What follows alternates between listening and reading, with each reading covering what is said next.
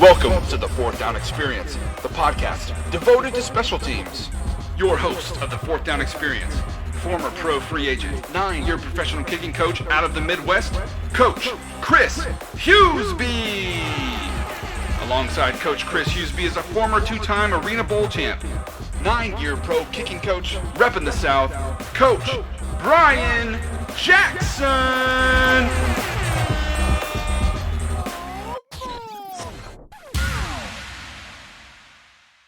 Hey, what's up, everybody? We are starting a recruitment segment dating back to when we interviewed longtime special teams coach Travis Walch. We covered about 11 different topics throughout the whole interview, and we're breaking them up into listening segments.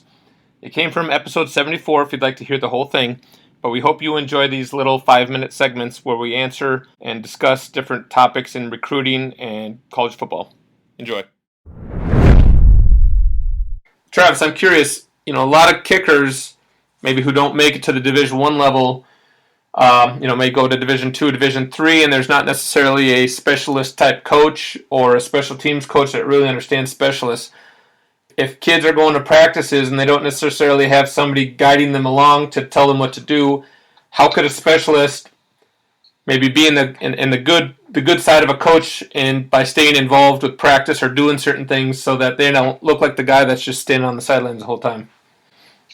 Yeah, you obviously know we took a lot of pride in St. Thomas in keeping our specialists active so they don't over punt or over snap or over kick.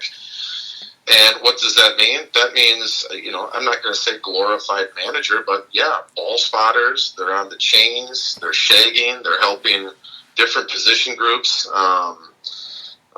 with their drills. And, it's a really interesting story. And how this came about for me. Again, I kind of explained what kickers were 25 years ago when I was playing college football. And I grew up playing soccer, so I was a kicker. I was a punter. I was a kickoff guy in high school. And I got to college, and actually I was a starting tailback and a punter in college as well, going back to my comments earlier.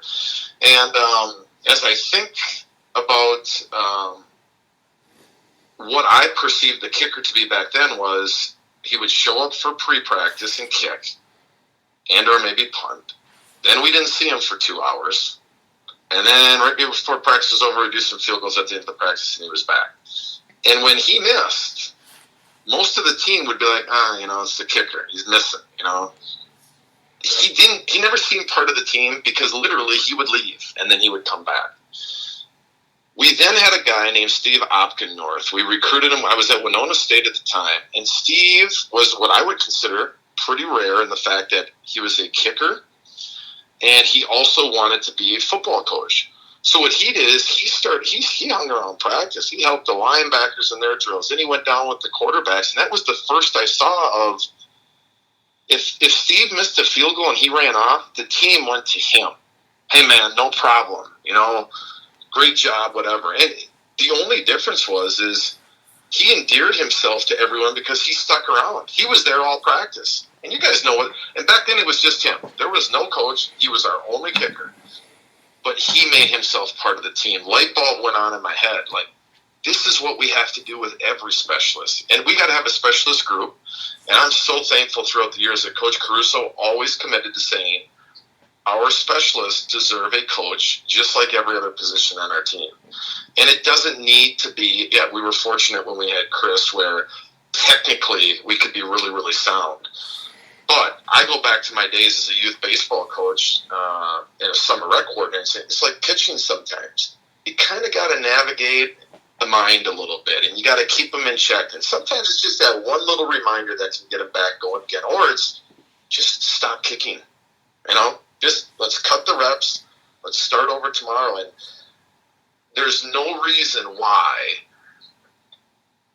specialists shouldn't have that same opportunity in the meeting room because we all know I'm a special teams coordinator, but I'm also a safeties coach. So while I'm in the special teams meeting generally talking on a lot of different topics, I'm not in that individual meeting with the specialist because I'm with the safeties at that time. So that's how we did it. We took a lot of pride in it. I feel like our specialists always enjoyed practice because I've never been a specialist standing there the whole time watching the whole practice. I've watched those guys do it, and it seems really cold in November. But I think our guys really enjoyed moving around, being a part of the team, going in and out of drills. And but you would have to talk to some of those guys throughout the years to back me up on that, I guess. But Chris, I guess I would ask you, as a coach, you've coached a lot of years as a specialist coach. I mean, what was your impression on how the specialists were used at St. Thomas, and what the feedback was you got from them in terms of the way practice operated? Yeah, when I was at St. Thomas, it was different that the kids were so involved because, at the high school level where I was for a number of years, a lot of times we were double dipping with a kid that played soccer, and so he was coming from soccer practice, and maybe we got him for 30 minutes.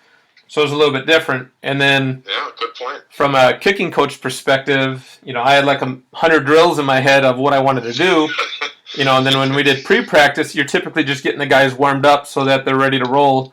And so sometimes it'd be like, I have two periods to do some sort of drill, and then they got to run off and do something. So I would say it was good and bad. It was good that it did keep them busy, and especially in the winters when it was getting cold, it kept them warmer, and I think that they like that. But just as a kicker or snapper-minded coach, they cut into the drills I wanted to do, but that was my mindset of wanting to make them as fundamentally sound as I could, for the team. You're like every other coach, individual coach in the country. We never have enough indie time to do it. Never. And that's just a product of, you gotta embrace your role and say this is what's best for the team, and we're gonna make it work the best we can. But I agree with you, Chris. Thinking it a little, and you were really in 13 years, we probably only had 2 specialist coaches that had a good knowledge background. Most of them were just guys coming in to coach and kind of keep these guys on track. And so I could see where it'd be a little bit more frustrating in your end, saying, man, we have so many more drills we could be doing here. I think the other guys were like, thank God they're going over to spot balls because I ran out of drills right now. I've heard that too, those types of comments.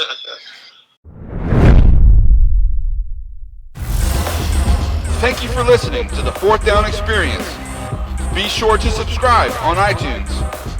Follow us on Facebook, Twitter, and Instagram at Fourth Down Experience.